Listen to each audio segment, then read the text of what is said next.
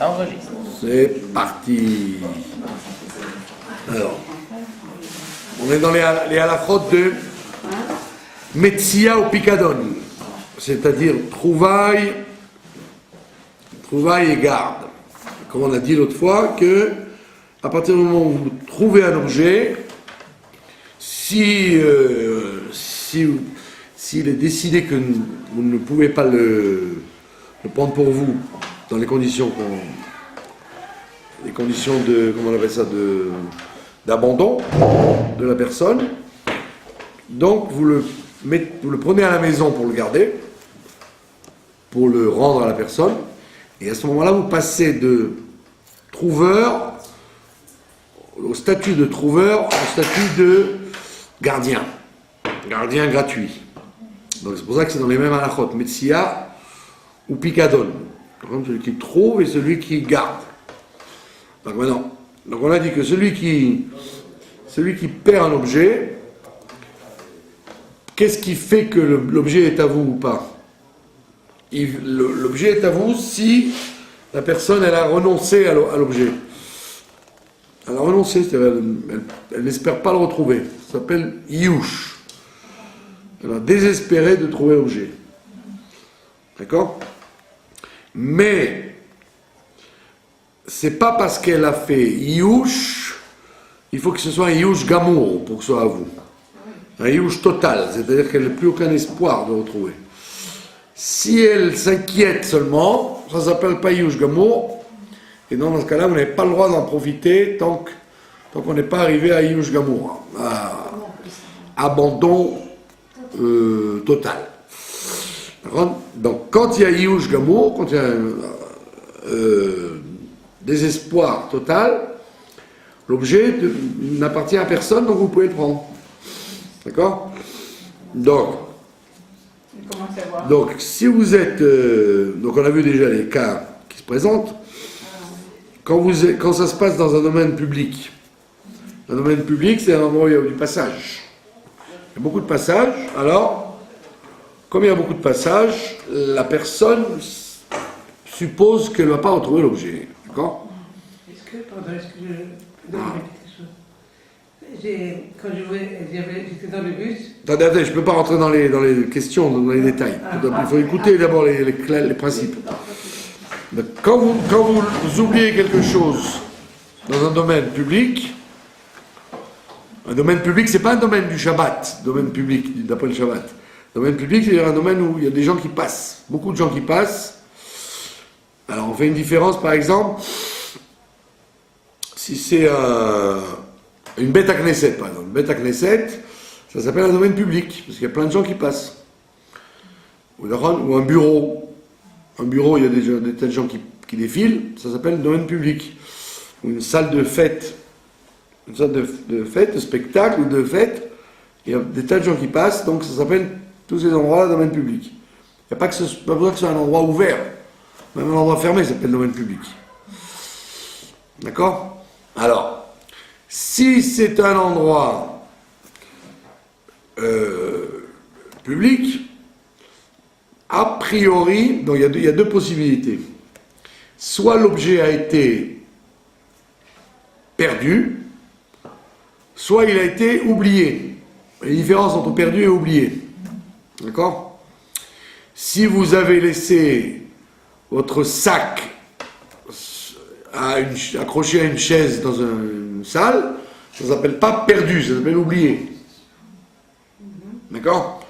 Ou si vous avez oublié vos bagues quand vous avez fait les tilas sur le lavabo, ça ne s'appelle pas perdu, ça s'appelle oublié. Donc il y a une différenciation entre perdu et oublié. Quand c'est perdu, alors on estime qu'on y a renoncé. On a renoncé à l'objet parce que on dit qu'il n'y a aucune chance de le retrouver. Perdu, ça veut dire perdu. Il est tombé par terre, et puis il est tombé par terre où il était resté sur une table. Et on a débarrassé la table, d'accord? Ou c'est dans l'ascenseur, tout ça s'appelle perdu. Si c'est perdu, Alpidine, d'après le din strict, vous auriez le droit de prendre l'objet, parce que parce que la personne a certainement renoncé. Combien de temps on donne entre le temps de renoncement et la propriété? C'est le temps logique qu'il faut pour qu'une personne se rende compte qu'elle a perdu. D'accord? Si c'est un portefeuille, on donne 12 heures, puisque les gens en général ils se servent souvent de leur portefeuille pour prendre un papier ou de l'argent. D'accord? Mais s'il s'agit d'un objet qu'on n'a pas l'habitude d'utiliser souvent, un objet qu'on n'utilise pas souvent, vous êtes obligé d'attendre le temps que la personne se rende compte qu'elle a perdu pour en profiter.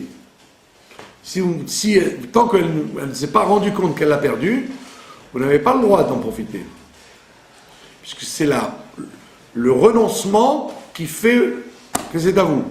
Tant qu'il n'y a pas de renoncement, si vous prenez, ça s'appelle du vol.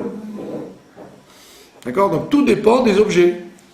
Donc si c'est quelque chose qu'on a l'habitude d'utiliser souvent, comme un stylo ou une montre ou un porte-monnaie, donc là, évidemment, le temps est réduit, puisque quelqu'un qui a perdu sa montre, il va s'en rendre compte dans les quelques heures qui suivent, puisqu'il va regarder sûrement sa montre. Ou un stylo également, il risque d'écrire. Ou un porte-monnaie. Mais si c'est un objet qui n'utilise pas souvent, d'accord, qui n'utilise pas souvent, donc à ce moment-là, vous devez attendre plus de temps. Donc on fait la différence entre oublié et perdu. Donc si c'est perdu, théoriquement, d'après le dîme, vous aurez le droit de le prendre tout de suite. Si c'est perdu. Vous avez trouvé un bijou par terre dans une salle de fête ou une synagogue ou un bureau, puisqu'il a été perdu et pas oublié, Alpidine, vous auriez le droit de le prendre tout de suite pour vous. Puisque la personne sait, comme elle se rappelle bien qu'elle n'a pas déposé quelque part, elle se rend compte qu'elle l'a plus et qu'elle n'a pas déposé quelque part, donc ça s'appelle perdu. Et donc, Alpidine, vous avez le droit de prendre cet objet à vous tout de suite. Puisque la personne, elle a renoncé. Maintenant, si vous utilisez la Midat Chassidout, donc vous allez imaginer que peut-être que la personne va aller voir le patron de la salle ou le gabaï de la synagogue et qui va dire: si vous retrouvez cet objet, soyez gentil, faites-le moi savoir. Donc il est possible que la personne aille demander, et donc à ce moment-là, vous avez fait Midat Chassidout, vous auriez pu le garder, puisqu'elle avait renoncé, mais vous émettez le doute qu'elle n'a peut-être pas renoncé vraiment, parce qu'elle a été demandée au gardien ou au directeur, éventuellement, de récupérer l'objet. C'est ce qui se passe généralement dans un avion, ou dans un autobus, ou dans un train. Il y a des entrepôts entiers d'objets perdus. Ça veut dire que les gens savent, la plupart des gens sont honnêtes, que quand ils savent qu'un objet a été oublié dans un train ou un bus ou un avion, que ça ne s'appelle pas perdu. Que les gens disent: je l'ai pas fait tomber sous la banquette, je l'ai laissé sur le siège, par exemple. Donc, une gentille personne va avoir la bonne idée de le rendre. Donc, étant donné que moi je sais que la personne n'a pas vraiment renoncé, elle ne pense pas que c'est perdu, donc ça devient oublié à ce moment-là, et donc je suis Midat Chassidout, je dois le rendre, puisque il y a une forte éventualité que la personne va réclamer cet objet, et donc j'ai accompli la mitzvah de Hashavat Aveda, de rendre un objet. D'accord? Bien que, d'après la halakha, j'aurais pu, puisque c'est un endroit public, j'aurais pu le garder, puisque j'aurais dit, la personne, elle ne l'a pas déposé dans un endroit surveillé, elle l'a oublié, donc elle va penser que c'est perdu, et je pourrais le garder. Mais en général, la plupart des gens ne font pas comme ça. Ils s'arrangent pour le rendre, puisqu'ils savent qu'il y a toujours une possibilité qu'on vienne réclamer cet objet. Donc c'est la différence entre oublié et perdu. Vous avez compris? Donc, et ça n'a aucune importance que ce soit un objet qui a un signe ou qui n'a pas de signe. Un objet qui n'a pas de signe, a priori on est beaucoup plus allégeant.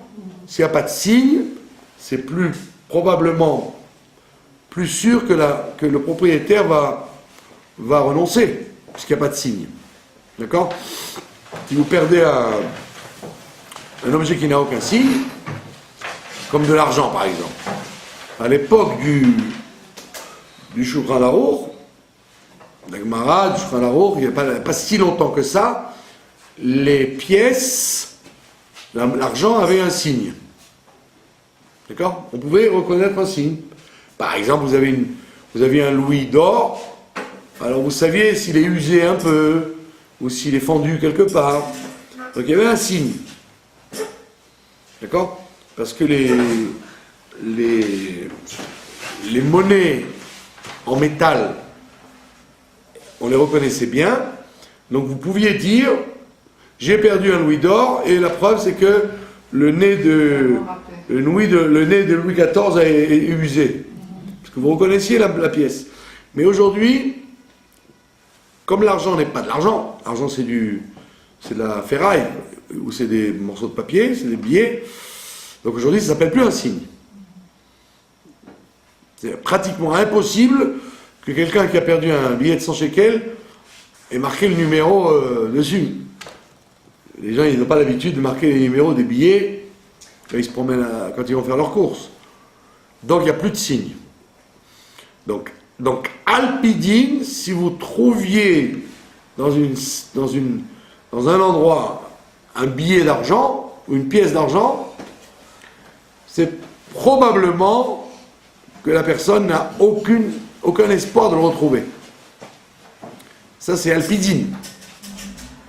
Après la halakha, vous n'auriez pas l'obligation, vous pourriez le prendre directement pour vous parce que un billet de 100 shekels, c'est sûr que la personne va se dire, si je l'ai perdu dans une salle de mariage, avec les danses et les garçons qui nettoient tout, ou c'est parti à la poubelle, ou quelqu'un l'a ramassé, il a pris.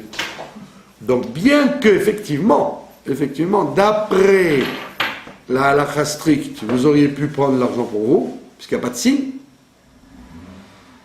D'accord? Midat Rasidut, c'est que vous pouvez dire, vous pouvez annoncer que vous avez trouvé une certaine somme d'argent, et peut-être que, effectivement, sans dire quoi, il ne faut pas donner d'indication, et peut-être qu'effectivement quelqu'un va, par hasard, dire au directeur de la salle, si quelqu'un vous donne un billet d'argent, sachez que c'est à moi. Donc je vous téléphonerai dans quelques jours. Donc vous avez la mitzvah, si vous pouvez effectivement, pas de donner au directeur, de prévenir le directeur que cet objet se trouve chez vous. Et vous attendez. Ça c'est Alpi Chassidut, pas Alpi Din. Alpi Din, vous auriez le droit de le garder puisqu'il n'y a pas de signe. D'accord? Mais on fait la différence, donc c'est pour ça qu'on fait la différenciation entre perdu et oublié. Ou alors déposé. Des fois, il y a ce qu'on appelle déposé. Si vous oubliez un manteau, un manteau dans un endroit, vous ne l'avez pas perdu, vous l'avez déposé. Donc c'est évident que celui qui le trouve ne peut pas le prendre, puisqu'il a été déposé. Donc pour vous, ça s'appelle une obligation de dire que vous l'avez trouvé. Si vous avez trouvé un manteau dans la rue, d'accord? Dans la rue, vous trouvez un manteau. Comme ça, jeté. Alors vous pouvez le prendre, parce qu'il a été perdu. Mais si vous trouvez un manteau sur un banc, qui a été déposé et la personne est partie, ou un sac, et la personne est partie, ça ne s'appelle pas perdu, ça s'appelle déposé. C'est-à-dire que la personne l'avait mise là pour l'instant, ou dans un lieu public. Dans une synagogue, vous trouvez un objet déposé quelque part, ça ne s'appelle pas perdu. Ça s'appelle déposé. Donc si vous voyez une serviette accrochée ou un manteau accroché, etc., ne dites pas « Oh, un manteau accroché au mois du printemps, c'est quelqu'un l'a perdu. » Non, il a oublié. Il a oublié de le récupérer quand la pluie s'est arrêtée. Un parapluie, par exemple. Mais ça ne veut pas dire, puisqu'il l'a laissé, que ça s'appelle perdu. Donc quand c'est perdu, on a dit vous avez le droit de le prendre, sauf Midat Rassidout que vous pouvez prévenir. Mais quand c'est déposé, c'est jamais perdu, et donc il n'y a aucune raison que la personne y renonce. Et donc à ce moment-là, même quand les mois passent, ça n'est pas à vous. Parce que vous pouvez estimer que la personne va se réveiller et se dire attends, mais au fait, mon manteau là, je l'avais déposé à la synagogue, et quand la pluie a arrêté, j'ai oublié de le récupérer. À Pessah, j'ai pas pensé à le récupérer, mais il doit y être encore. Donc à ce moment-là, vous n'avez pas le droit de le prendre, puisque ça a été déposé, pas oublié, ni perdu. Vous avez compris? Donc tous ces cas de figure, en règle générale, il faut être sûr, si vous êtes dans une définition de Midat Rassidout, et c'est toujours bien, puisque le Rosh Hashanah il dit qu'il faut faire comme ça, ou alors vous êtes Mitzad Ad-Din, vous n'avez aucun problème. Un billet de 100 shekels dans la rue, Mitzad Ad-Din, Mitzad Rassidout, vous n'avez aucun problème, vous pouvez le prendre. Parce que c'est évident que même si quelqu'un se rappelle qu'à cet endroit-là, il a sorti la main pour prendre de l'argent, il se dit lui-même qu'il n'y a aucune chance, avec le vent, avec les coups de pied que les gens donnent par terre, ou alors les gens qui ont de la chance, qui regardent par terre et qui trouvent le billet de 100 shekels, il n'y a aucune chance de le retrouver. D'accord? Maintenant, si vous êtes très tzaddik, si par exemple vous êtes dans un magasin, d'accord? Vous êtes dans un magasin. Comme on l'a dit déjà, si le billet se trouve du côté des clients, il est à vous.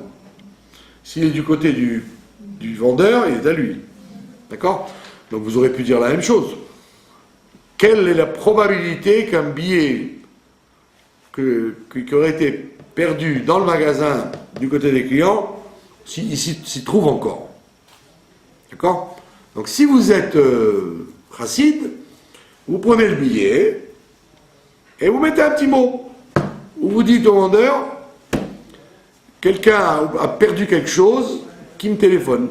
Vous dites ni argent, ni montre. Vous dites, quelqu'un a perdu quelque chose du côté des clients, qui me téléphone si quelqu'un vient réclamer. Et vous lui dites rien. Parce que le vendeur, il est capable de dire, ah, c'est à nous. C'est à nous, c'est au magasin.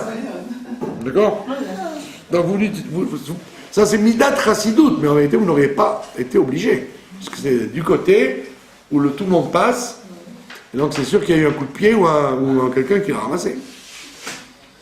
Donc vous attendez patiemment chez vous que le téléphone ne sonne pas. Et si le téléphone a quand même sonné, vous devez être très évasif pour ne pas que n'importe qui, puisqu'il y a une annonce, n'importe qui de malhonnête peut dire c'est moi. Donc vous donnez, d'accord? Donc c'est ce qu'on appelle Midat Rassidout, ça ne s'appelle pas Midat Adin. Donc la même chose dans un mariage. Si vous avez oublié des bagues sur le lavabo, ça ne s'appelle pas perdu, ça s'appelle oublié. Donc perdu, non oublié, la personne va se dire attends, où j'ai laissé mes bagues? Ça ne peut être qu'au lavabo. Donc la personne ne renonce pas. Elle dit c'est sur le lavabo. Donc c'est sûr que une bonne âme les a récupérés. Donc, bonne âme, lavabo, vous dites, vous devez rendre. Pourtant, si c'est par terre, ça n'est que Midat doute de le rendre. Puisque par terre, a priori, personne ne pense qu'il va le récupérer. Donc il y a deux façons. Donc si vous êtes racide, vous faites un effort de rendre, même si vous n'y croyez pas trop. Mais si c'est déposé, c'est pas un effort, c'est une mitzvah, vous êtes obligé. D'accord? Voilà. Quelle était votre question? La question c'est, je voyageais à Bnei-Brak, je voulais descendre, je vois la tmouna du Rabbané Mouchka à côté du chauffeur, à côté de la porte. Je l'ai laissé.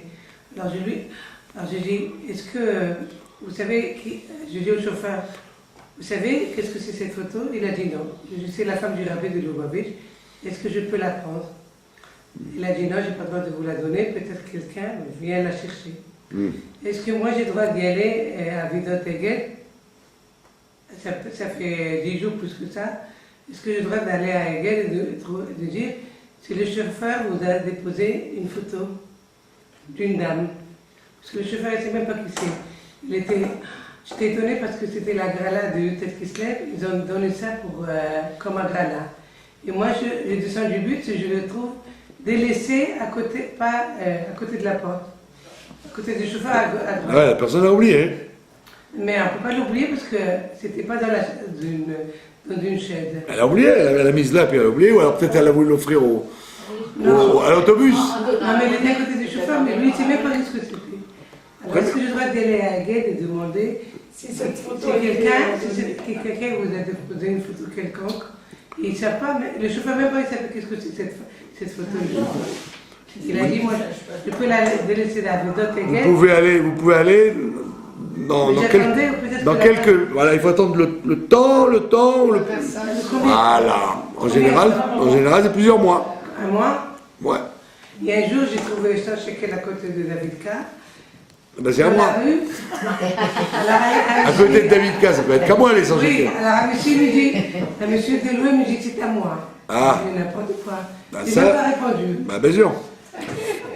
Il a dit c'est à moi, il m'a vu que ramasser 100 shekels. Il était loin de moi, il m'a dit c'est à moi, vous me la donnez tout de suite. Ça c'est la malhonnêteté, ça. Peut-être c'est à lui, mais il ne peut pas le prouver. Non, mais j'ai pas trouvé filmé. J'avais des contrats dans toute classe, j'ai donné des messages. Allez, d'accord. Donc on a vu donc l'argent domaine public. Argent domaine public, c'est celui qui le trouve le premier. D'accord? Voilà. Est-ce que vous avez d'autres questions?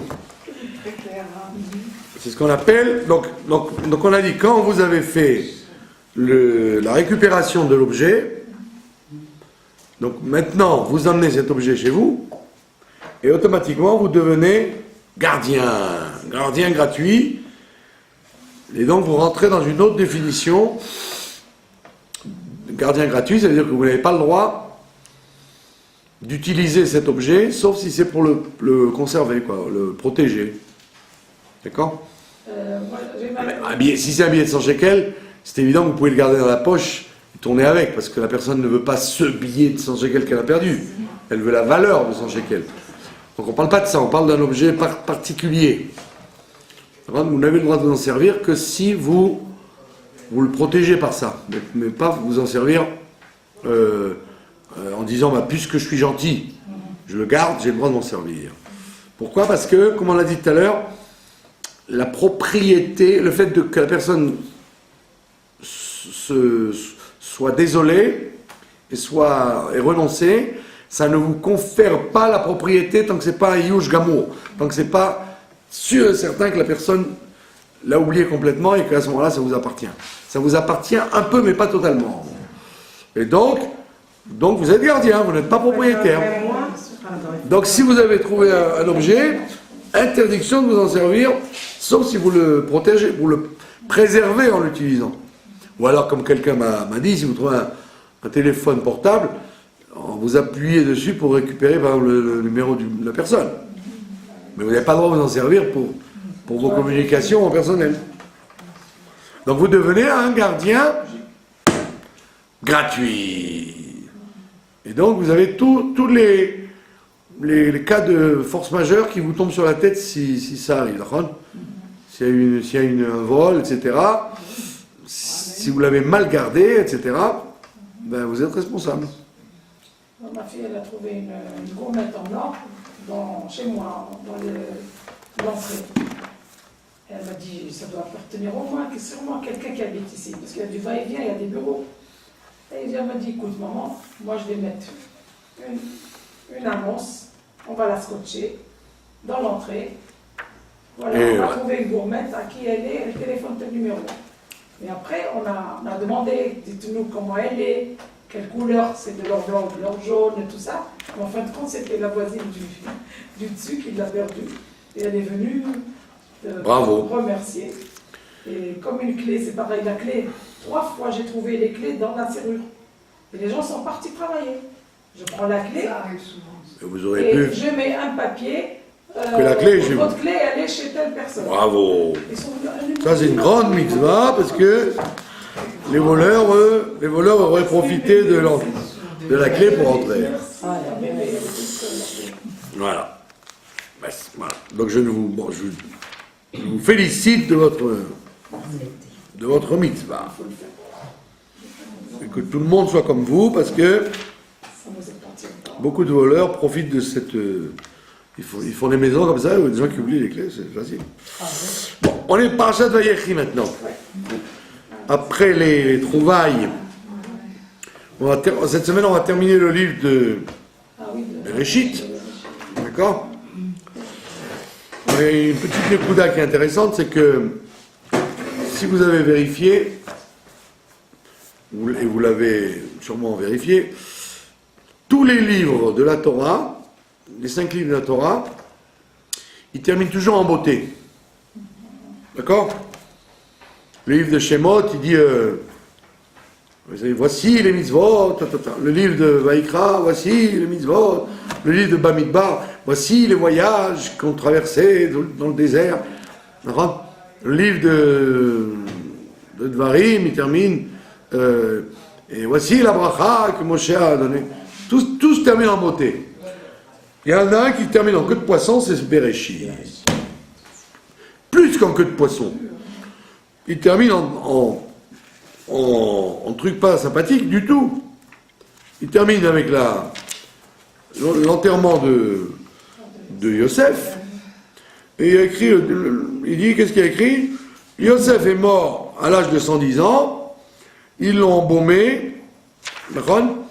Et ils ont mis son cercueil en Égypte. Voilà, c'est un peu tristouné. Mais non, c'est pas joli du tout. On aurait pu dire, voici la fin du livre des patriarches qui termine en beauté. Ça ne termine pas du tout en beauté. Non seulement on vous raconte la mort de Jacob, mais on vous raconte la mort de Yosef. Et lui aussi, il est mort et il est enterré en Égypte. Alors ça veut dire, on vous angoisse, quoi. Au lieu de terminer bien, on vous angoisse. Alors c'est une question. Pourquoi le livre de Bereshit finit tristement? Alors il y en a qui répondent tout simplement parce que la suite du livre de Bereshit, c'est quoi? C'est Shemot. Et comment ça commence? Shemot. Vele Shemot. Voici les noms des Juifs qui sont entrés en Égypte. Donc ça veut dire qu'en vérité, le livre de Bereshit, il ne termine pas. C'est une parenthèse pour vous dire, mais voici les noms des enfants d'Israël qui sont entrés en Égypte pour en arriver à la sortie d'Égypte et au don de la Torah et à la construction du tabernacle. Donc en réalité, là, Bereshit, on ne peut pas dire, c'est fini Bereshit, maintenant vous allez voir la semaine prochaine un nouveau livre. Non, on vous dit, le livre de Bereshit, il continue avec Shemot. C'est une suite d'événements. Pas comme les autres livres, qui ne sont pas liés avec une suite d'événements. C'est des sujets complètement différents. Mais Bereshit, c'est l'introduction à Shemot. C'est pour ça, ne t'inquiète pas que Yosef soit mort et enterré en Égypte, parce que c'est la suite qui nous intéresse, comment l'exil va avoir lieu, et la sortie d'Égypte, et le nom de la Torah, etc. Donc, comment on appelle ça, une fausse fin, quoi. On appelle ça la fin du livre de Bereshit, mais en vérité, c'est la fin de la première partie de la sortie d'Égypte. On était jusque là pour raconter l'Égypte et la sortie d'Égypte. Bon, ça c'est une petite parenthèse, toute simple. Maintenant,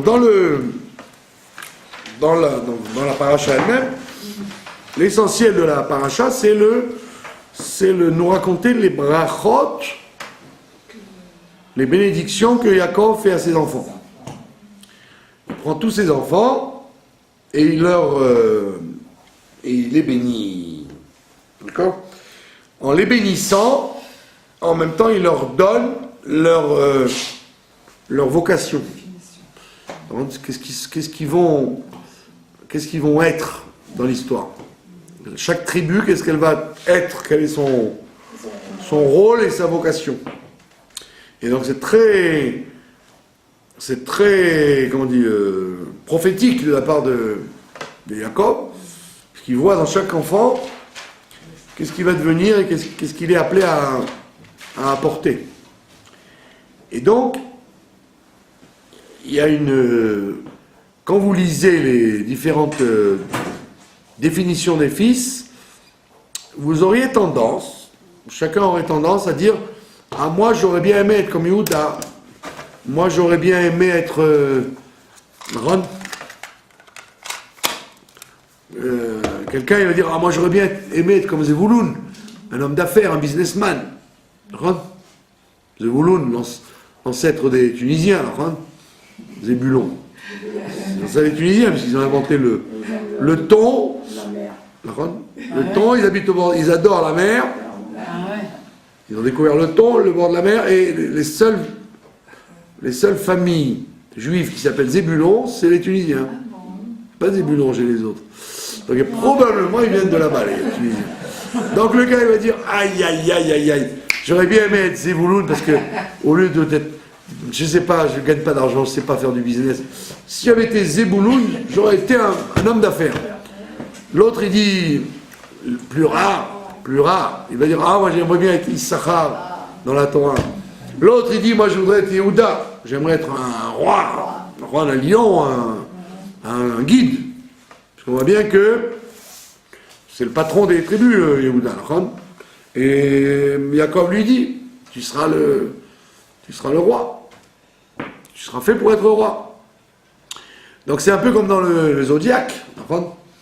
Quand les gens ne connaissent rien au zodiaque, alors quand vous leur dites: voilà, vous êtes du Scorpion, ascendant Sagittaire, alors la première question qu'ils vous posent: c'est bien, est-ce que c'est bien ou pas? Comme s'il y avait du bien ou du mal. Dans les signes zodiacaux, il n'y a pas de bien ou de mal. Dans chaque signe, il a les qualités et des défauts, une faiblesse et une force. Donc, en plus, comme on ne l'a pas choisi, le mois où on est là et l'endroit où on est, on ne l'a pas choisi. Ça ne dépend pas du tout du libre arbitre. Donc, c'est évident que Dieu n'a pas fait exprès de vous faire naître dans un mois négatif ou un mois positif. C'est pas volontaire tout ça. Chaque chose, il peut y avoir du bien et du pas bien. D'accord? Quelqu'un qui a un signe de feu, bon ben, c'est un signe de feu, donc ça peut être soit un orgueilleux, ou soit, s'il se travaille, quelqu'un de dynamique, sans être orgueilleux, etc., etc. Donc, mais dans les tribus, vous avez la même chose. Quelqu'un va dire: ah, moi j'aurais bien voulu être voilà, Dan. Voilà. Dan, c'est Shimshon, c'est les gens rigoureux, forts, costauds. J'aimerais être Dan. Par contre, les Thémanim, par exemple, apparemment, ils viendraient de Dan. C'est pour ça qu'ils sont très yékés, les Thémanim. Très yékés, oui, au niveau du temps, au niveau de l'argent, ils sont très comment dire, serre la vis. Ils ont le sens de l'exactitude, ils sont toujours la shrita, la kashrut, etc. Probablement, ils descendent de Dan. Donc vous lui direz, moi je suis laissé aller, j'ai aucun sens de l'organisation, je suis brouillon. J'aurais aimé être de la tribu de Dan. Donc chacun, quand il va prendre chaque tribu, il va vouloir faire partie de cette tribu ou non. Par contre, chaque individu, comme dans le zodiaque, il va être mécontent de son sort, il aimerait mieux un autre sort. D'accord? On voit bien que, vous voyez Shimon par exemple, la tribu de Shimon, Yaakov Avinu, paf, il leur tombe dessus. Shimon et Lévi, il leur dit, vous êtes des frères de la violence. Les frères de la violence, la preuve, vous avez tué la ville de Shrem, et c'est vous qui avez voulu tuer Yosef. Donc, qu'est-ce que je vais faire de vous, les gens de Shimon? Eh bien, il dit, les gens de Shimon, je vais les casser, je vais en faire des scribes. Et comme chacun sait, c'est connu que les gens qui font de la souffroute, ils s'enrichissent jamais, quoi. Ils sont toujours pauvres. Ah bon? C'est pour ça qu'en règle générale, ils deviennent des grossistes en écriture. Ils vendent et ils achètent les siffrets Torah ou les tefillin. C'est rare qu'un sophère devienne riche. Donc il dit voilà, Shimon, j'aimerais pas être Shimon. Si un jour je dévoile que je suis de la tribu de Shimon, ça me fait un peu peur. En plus, Dieu les a dispersés pour pas qu'ils se regroupent pour être violents.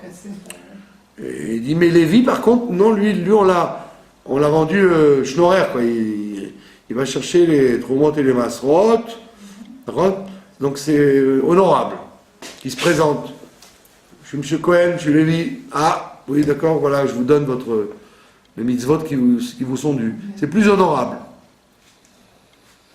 Donc chacun va regarder ces 12 tribus et va dire, mais si, quand le Mashiach va venir, il me dit, vous êtes vous de telle tribu, j'ai pas envie, j'aimerais mieux être Yehuda, le roi, Ephraïm, c'est-à-dire donner des fruits.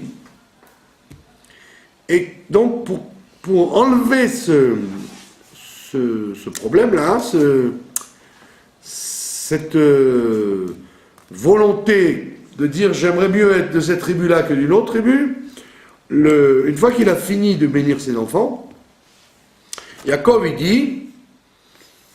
il a écrit Kol Ele Shifte Israël, tout ça ce sont les tribus d'Israël, Shnei Massar qui sont 12, Vezot Asher Diber Lahem Avihem, et c'est ce que leur père leur a dit, Vayevarech Otam, et il les a bénis, Ish Asher Kevir Kato Berach Otam. Chacun, d'après sa bénédiction, il les a bénis. D'accord? Alors on dit bien sûr que, on a compris que chacun, d'après sa bénédiction, il les a bénis. On le sait, on l'a vu. Qu'est-ce qu'il a besoin de dire ça maintenant? On dirait qu'il répète ce qu'on sait déjà. Alors on dit non, en vérité non. Il faut savoir lire, le verset. Il y a écrit Vezot asher diber lahem aviem vayevarech otam ish asher kevir kato. Ça veut dire il les a bénis chacun d'après sa bénédiction. Ça veut dire que tous ils ont eu la bénédiction de chacun. Pas comme on aurait cru. Il les a bénis chacun d'après sa bénédiction, ça on le sait. Il dit non. Il les a bénis, chacun d'après sa bénédiction, il les a bénis aussi. Ça veut dire en vérité, c'est ce qu'on appelle en hébreu, itkalelut. Il y a une généralisation de la bénédiction. Ça veut dire qu'en fait, vous êtes d'une tribu particulière, chacun est obligatoirement d'une tribu particulière, mais en vérité, chacun bénéficie des brachot des 11 autres tribus dont il ne fait pas partie. Ça veut dire qu'en fait, Chacun inclut l'autre. Chacun a la possibilité, bien qu'il soit d'une tribu différente et particulière, il a la possibilité de dévoiler chez lui les qualités des autres tribus qui sont aussi en lui de façon sous-jacente, ouais, et potentielle. Mais sous-jacente, c'est-à-dire que vous êtes officiellement, vous êtes de la tribu de Hacher, mais en fait, vous avez aussi en vous toutes les autres qualités des autres tribus.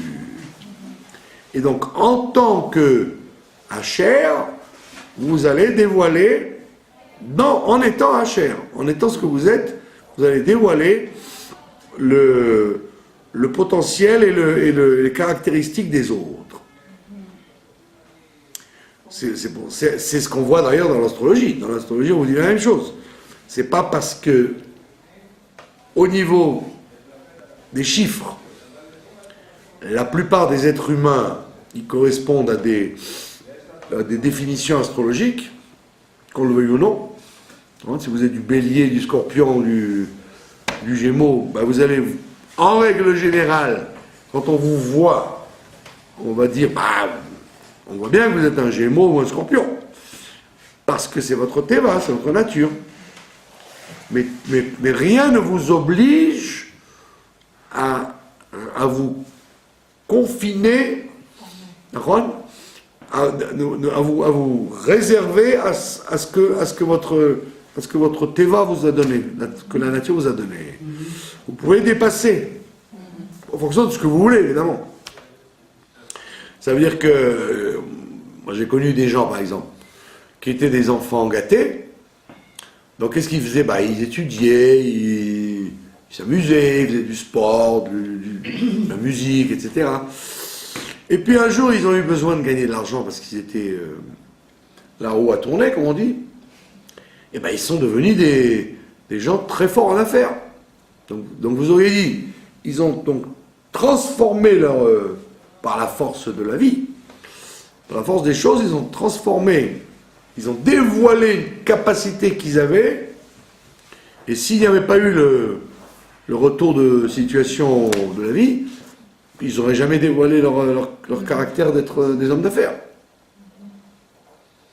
Donc ça veut dire que, ou vous, par votre volonté, au lieu d'envier quelqu'un, par votre volonté, vous pouvez lui ressembler, ou alors, si ce n'est pas par la volonté, c'est par la force des choses. Et donc, en fait, cette paracha, elle vient nous montrer ce que les frères de Yosef, au début, n'ont pas accepté. C'était la pluralité. Ils n'ont pas accepté que leur frère soit le roi, qu'il soit secondaire, etc. Chacun n'a pas accepté l'autre. Ils se sont entretués, ils ont fait de la peine à leur père, parce qu'ils n'ont pas accepté qu'en fait, chacun peut être Yosef quand il doit être Yosef, chacun peut être Binyamin quand il peut être Binyamin. C'est l'homme échané, comme on dit, ça n'a pas d'importance. Quelles sont les cartes qu'on t'a données au départ de ta vie? Tout dépend de où tu veux être. Sur quel biais tu veux vivre. Et c'est ce que dit le père à la fin. Leur père à la fin, il leur fait en vérité une remontrance en disant pourquoi vous êtes entre-déchirés. Les grands frères qui méprisaient les petits frères, rendent cela contre cela. Pourquoi tout ça? En vérité, si vous aviez réfléchi, cette bracha que je vous donne maintenant, elle était déjà préexistante. Vous auriez pu comprendre que même si tu es Issachar, tu peux être en même temps Zvouloun, Lévi, tout ce que tu veux derrière. Pas gênant. C'est pas gênant, c'est le principe de la Itkalelut, la généralisation que chaque détail est dans le tout et le tout est dans le détail. on voit un exemple particulier. Oui, mais chacun, ou là, peut-être, il voulait pas que chacun voulait pas qu'il soit dans son camp aussi. Qu'il fasse la même chose. Ben, c'est pas grave. Personne ne peut faire la même chose. Puisque si vous êtes de Zevouloun, l'autre, il sera jamais vraiment de Zevouloun. Il aura le point de Zevouloun qui l'intéresse, mais vous aurez le Zevouloun Aklali. Vous serez le Zevouloun Klali et lui le Zevouloun du détail. D'accord? Mais même vous n'aimeriez pas être collé à ce que l'autre est. Vous voulez être ce que vous êtes vous. Donc c'est pour ça qu'on dit que en hébreu, il ne faut pas confondre le mot ardout et achidout. D'accord? Il y a ardout et achidout. Ardout, ça veut dire être différent, mais tous ensemble. Tout le monde est différent, mais ils sont tous ensemble. Ils sont me'uchadim, ils sont unifiés. Unifiés. Mais chacun, comme il est, d'après ce qu'il est. Comme on voit avec la construction du Mishkan. Quand ils vont construire le Mishkan, à qui on confie la construction du Mishkan, du tabernacle? À Betzalel, qui descend de Yehuda, donc il y a un roi, la tribu des rois, et Achisamar, de la tribu de Dan, qui est le plus méprisable des tribus. Le fils de Bila.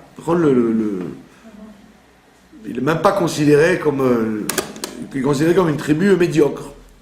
D'accord? Et pourtant, on lui a demandé à lui, comme à Betzalel, ils se sont mis ensemble pour construire le Mishkan. Et Dan, il était à la fin du camp, c'est lui qui rassemblait les objets perdus, il faisait le travail de ramasser les objets trouvés. Donc vous auriez dit, mais qu'est-ce qu'ils ont à faire, Yehuda et Dan? Yehuda, c'est lui, avec son drapeau, qui dirige tout le camp. Les 12 tribus vont d'après lui. Et Dan, c'est lui qui ferme la marche. C'est le dernier. Et pourtant, voilà, on prend les deux et on leur dit, c'est à vous de faire le Mishkan. Ça veut dire qu'on a réussi. Donc, Yehuda, il est la tête et Dan serait les pieds ou les mains. Donc, on a réussi à les mettre ensemble parce qu'il ne peut pas y avoir l'un sans l'autre. C'est formidable d'avoir pensé au Mishkan. Mais qui c'est qui l'a concrètement construit? Les gens de Dan. C'est-à-dire que toi, tu penses.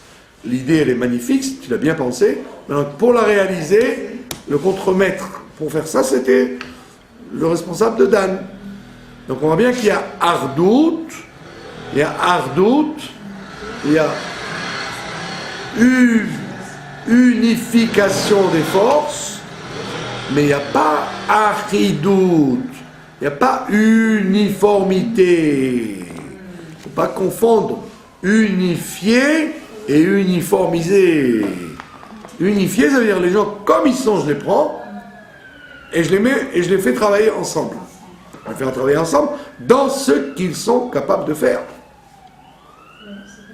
Alors que le système que les frères voulaient, c'était l'uniformité. Ils ont dit à Yosef, qui tu es toi pour être un chef? On est tous les mêmes. Pourquoi il y aurait un chef? Pourquoi il y en a un qui serait comment on appelle ça, la tête pensante, la couronne de tous? Et Jacob, il leur dit, mes petits enfants, vous avez raté le coche pendant 22 ans puisque vous êtes battus pour uniformiser. Il ne faut pas uniformiser. Il ne faut pas faire comme il y a des gens, ils rentrent dans la choule, alors ils me disent, donc oui, on a tous les sidorim qu'on veut ici, parce que comme on vit de dons. Alors celui qui veut, il amène ce genre de sidour, celui-là il dit moi je vais offrir ça, l'autre il va offrir. Donc tout ce qu'ils veulent offrir, j'en ai un cachat. D'accord? Donc il y a tous les styles de sidorim qu'on veut. Alors il y a quelqu'un qui rentre, il y a des gens qui rentrent, et il me dit je voudrais un sidour normal. Vous n'avez pas un sidon normal. D'accord? Vous avez compris? Normal, c'est-à-dire que comme lui il fait, c'est normal. En fait, c'est la norme. C'est la norme. Alors j'ai dit, c'est quoi la norme chez vous? La norme de Byte Vegan, c'est pas forcément la norme de Meacharim ou de Miami. C'est-à-dire que les gens, ils imaginent qu'il faut uniformiser, mais comment? D'après eux. Pas d'après l'autre. Donc on te dit, uniformiser d'abord, ça n'existe pas. Parce que c'est impossible, puisque tous les gens sont différents. Donc, d'accord, donc s'ils sont différents, c'est qu'ils ont un point que personne n'a. C'est obligé. Sinon Dieu il aurait fait des clones. Il n'a pas fait des clones. C'est pas des doubles. D'accord. Même un bon éleveur de bestiaux, il vous dira, il y a une différence entre ces deux vaches. Toi, le citadin, tu comprends rien, donc tu crois que c'est la même vache. Moi, je sais que celle-là n'est pas la même que celle-là. Celle-là, elle fait plus de lait. Celle-là, elle a un meilleur pied. Donc lui qui connaît les bêtes, il sait que c'est impossible d'uniformiser. Mais vous qui n'y connaissez rien, vous vous dites, pour moi, toutes les vaches sont les mêmes. Et donc on fait la même chose avec les êtres humains. Comme on ne comprend rien aux êtres humains, on pense que moi, ce que je suis, c'est la norme. Donc tu vas faire comme moi je te dis, puisque c'est moi la norme. Alors on dit, non, ça n'a aucun intérêt. Tu ne seras pas heureux s'il y avait un deuxième comme toi. Ça n'a aucun intérêt qu'il y en ait un deuxième comme toi. Donc c'est ce que dit Jacob, il leur dit, vous avez envie tu as envie de la sagesse de Issachar, en toi tu peux avoir la sagesse d'Issachar. Tu veux le côté charismatique de Yehuda, tu as le côté charismatique de Yehuda, mais il faut savoir dans quel domaine, d'accord? Il y a des gens qui peuvent être d'excellents chefs de Boy Scout, mais ils seront incapables d'être chef de parti politique, ou chef d'entreprise. C'est pas parce que tu es patron de ton quartier, des meilleurs bouchers du quartier, que tu peux être le meilleur écrivain du monde. Tu as une Nekuda où tu es le plus fort, et les gens doivent te reconnaître comme le plus fort. Mais dans un autre domaine, écrase-toi, sois derrière, sache ta place. D'accord? Jusqu'à combien? Un jour, il y avait une histoire comme ça avec Arthur Rubinstein, le grand pianiste. Arthur Rubinstein, alors, évidemment, quand il faisait un concert, il y avait des milliers de gens qui venaient l'applaudir. Un jour, il était dans une queue. Alors tout le monde disait, mais passez devant, monsieur, passez devant. Il dit, écoutez, quand je suis au piano, je suis le plus grand et personne ne passe devant. Mais quand je suis dans la queue, là où je suis à la queue. Je fais la queue comme tout le monde. Quel rapport entre le piano et faire la queue? Quand je suis au piano, je ne laisserai personne s'asseoir à ma place le soir du récital. Ce sera une catastrophe.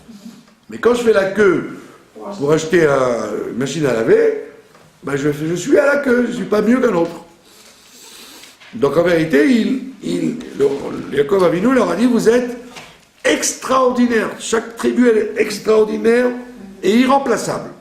Ouais. Et sachez bien que ce que vous êtes vous pouvez être aussi ce que les autres sont, à votre façon à vous. À votre façon à vous. C'est ce qu'on appelle une prina. Vous avez la dimension des autres tribus en vous. Donc il faut savoir quelle tribu on est, et donc exploiter cette capacité de tribu qu'on a en soi, et en même temps englober les autres caractères des autres tribus. D'accord? C'est toujours comme ça. Il y a des gens qui ne savent pas s'ils doivent étudier ou travailler. Il y a toujours des discussions là-dessus. Il faut étudier, il faut travailler, il faut être patron ou être employé. Tout ça, c'est le travail des tribus. Voilà. Donc, c'est comme ça finit la bénédiction des fils. Et c'est comme ça que Jacob, en vérité, il leur fait une remontrance en leur disant « Ne vous inquiétez pas, tout le monde doit connaître sa place et les vaches seront bien gardées. » Voilà. Shabbat Shalom et merci de votre attention. Exactement. D'accord.